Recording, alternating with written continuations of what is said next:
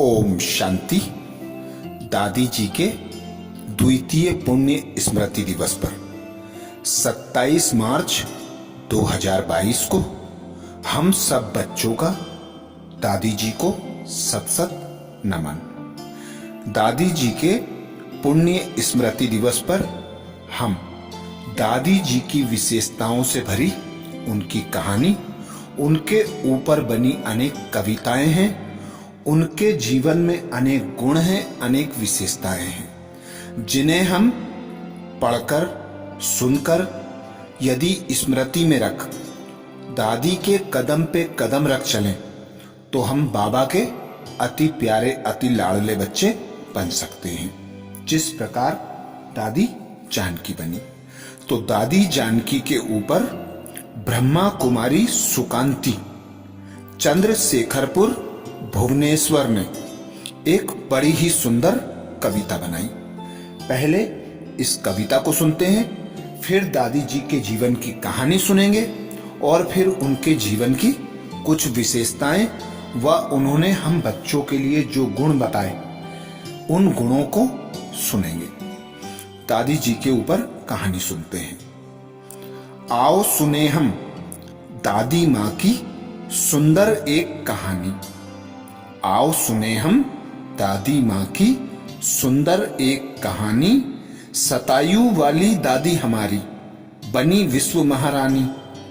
ज्ञान की मूरत प्यारी सूरत कितनी भोली भाली। ज्ञान की मूरत प्यारी सूरत कितनी भोली भाली। कपड़ा सदा पहनती वाइट जेब हमेशा खाली। प्रेम की भाषा सबको सिखाई मीठी बोली बाणी। प्रेम की भाषा सबको सिखाई मीठी बोली बाणी। आओ सुने हम दादी माँ की सुंदर एक कहानी। 3 बार की ओम शांति का प्यारा मंत्र सिखाया। 3 बार की ओम शांति का प्यारा मंत्र सिखाया। मैं कौन और मेरा कौन पक्का पाठ कराया। सबका दिल जीतने वाली मुरली की दीवानी। सबका दिल जीतने वाली मुरली की दीवानी। आओ सुने हम दादी माँ की सुंदर एक कहानी। नहीं जानती अंग्रेजी पर अचरज कर दिखलाया। नहीं जानती अंग्रेजी पर अचरज कर दिखलाया। प्यार पालना तप के बल से सबको गले लगाया। सारे जग में स्थिर बुद्धि की रख गई अमर निशानी। सारे जग में स्थिर बुद्धि की रख गई अमर निशानी। आओ सुने हम दादी माँ की सुंदर एक कहानी। बात किसी की पकड़ो मत बिंदी लगाना सीखो। बात किसी की पकड़ो मत बिंदी लगाना सीखो। रात गई और बात गई अब अपने लक्ष्य को देखो। सत्य स्वच्छता सादगी से बनी विश्व कल्याणी। सत्य स्वच्छता सादगी से बनी विश्व कल्याणी। आओ सुने हम दादी माँ की सुंदर एक कहानी। परोपकार में जीवन लगाया शिक्षा दी रूहानी। परोपकार में जीवन लगाया शिक्षा दी रूहानी। जीवन इतना निर्मल पावन और नहीं कोई सानी। नहीं भूल पाएंगे हम तब सेवा और कुर्बानी। नहीं भूल पाएंगे हम तब सेवा और कुर्बानी। आओ सुने हम दादी माँ की सुंदर एक कहानी। तो ये दादी माँ के ऊपर एक कविता थी। अब हम दादी जी की जीवन की कहानी, दादी जी की विशेषताएं और दादी जी के गुणों को जानेंगे, जिसे सुनकर हम यदि स्मृति में रखें, दादी के कदम पर कदम रख कर चलें तो दादी के प्यारे तो बनेंगे ही, साथ ही बाबा के भी प्यार का अधिकार हमें प्राप्त हो सकता है। तो ऐसी दादी जानकी जिनके नाम से ही झलकता है जनक। जनक अर्थात पिता। तो ऐसे जनक जो जन्म देने वाले होते हैं, ऐसी ही हमारी दादी ममतामयी थी, स्नेही थी। दादी जानकी की कहानी सुनते हैं। दादी जानकी प्रजापिता ब्रह्मा कुमारी ईश्वरीय विश्वविद्यालय की तीसरी मुख्य प्रशासिका रहीं। सितंबर 2007 से मार्च 2021 तक आप इस पद पर विराजमान रहीं। दादी जी को विश्व में एक बड़ी हस्ती के रूप में देखा हुआ माना जाता था। उनके ब्राह्मण परिवार में सभी उन्हें मां की दृष्टि से देखते थे, अर्थात सभी उन्हें सम्मान देते थे। दादी की जीवन कहानी इतनी अनोखी व प्रेरणादायी रही, जिसे जानकर हम बच्चे दादी के समान बनकर बाबा के अति करीब समीप जा सकते हैं। इस जीवन में आप दादी जानकी का इतिहास जानकर वे ज्ञान में कैसे आईं, कैसे उन्हें बाबा का ज्ञान प्राप्त हुआ और कैसे वे बाबा के इतने करीब पहुंच गईं, तो जानते हैं। दादी 1970 में उनके द्वारा भारत में कई सेवाएं शुरू हुई। वह 2007 से लेकर 21 तक उन्होंने कैसे यज्ञ को संभाला। दादी जी का परिचय। दादी का जन्म 1916 में उत्तरी भारतीय प्रांत के सिंध शहर में हुआ, जो अब पाकिस्तान में आता है। अपने शुरुआती दिनों से अन्य लोगों के कल्याण का भाव उनके जीवन को प्रेरित करता रहा। अन्य लोगों के कल्याण की भावना उनके जीवन को बल देती थी। जानकी दादी के इस सहज गुण से उन्हें सबसे अलग हुआ परमात्मा प्यारा बना दिया। बाप दादा दादी जानकी को स्नेह से जनक पुकारते थे। अपने पिताजी के घोड़े गाड़ी पर यात्रा कर लोगों को शाकाहारी भोजन का लाभ बताना और बीमार व बुजुर्गों की सेवा करना, ये दादी जानकी के बचपन से ही कर्म थे। उन्होंने 3 वर्ष तक औपचारिक शिक्षा प्राप्त की और फिर उन्होंने सत्य और परमात्मा खोज के लिए कई धार्मिक स्थानों की यात्रा शुरू की। दादी जानकी यज्ञ के आरंभ में 1937 में परमात्मा के यज्ञ में संपूर्ण निश्चय रख 21 वर्ष की आयु में यज्ञ में शामिल हो गई।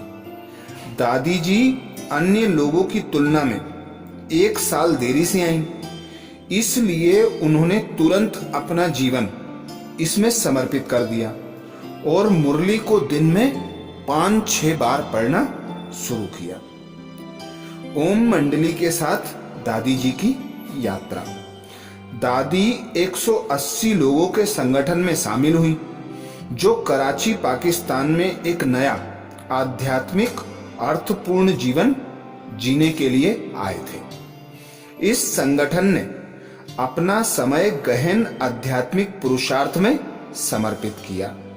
मेडिटेशन में आत्मिक चेतना के अन्वेषण ने वास्तविक व अविनाशी पहचान की गहन अनुभूति का भान कराया, जो सभी आत्मिक प्राप्ति का स्रोत है।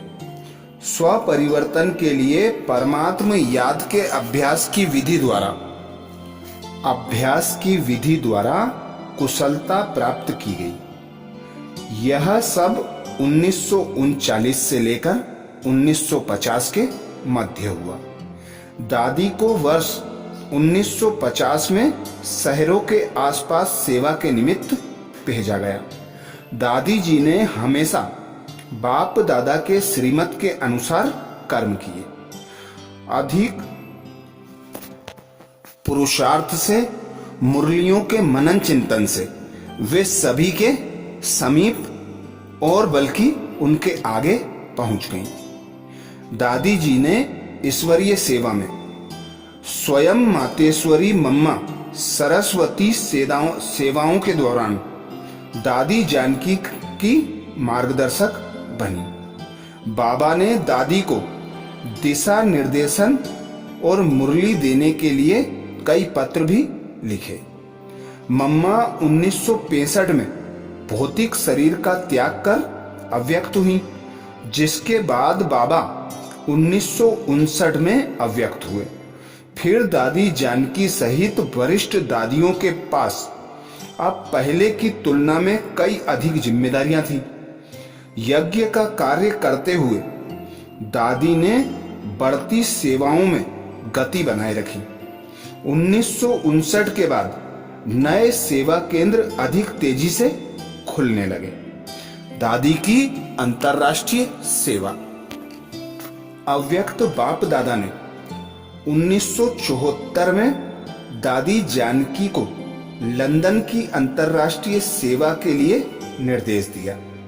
दादी जानकी को पहले जाने में संकोच हुआ, क्योंकि वह अंग्रेजी व वहां की सभ्यता को नहीं जानती थी, परंतु परमात्मा पर संपूर्ण निश्चय रख और परमात्मा की इच्छा को समझ दादी सेवा के लिए रवाना हो गई। लंदन में यूरोप का पहला सेवा केंद्र खुला। राजयोग मेडिटेशन के साथ इसका आरंभ हुआ व उनके द्वारा वहां मुरली पढ़ी गई। दादी ज्यादा नहीं बोलेंगी, पर मौन की शक्ति का अभ्यास कराएंगी। उन्होंने उन कक्षाओं का भी संचालन किया जहां एक बहन अंग्रेजी में अनुवाद करती थी।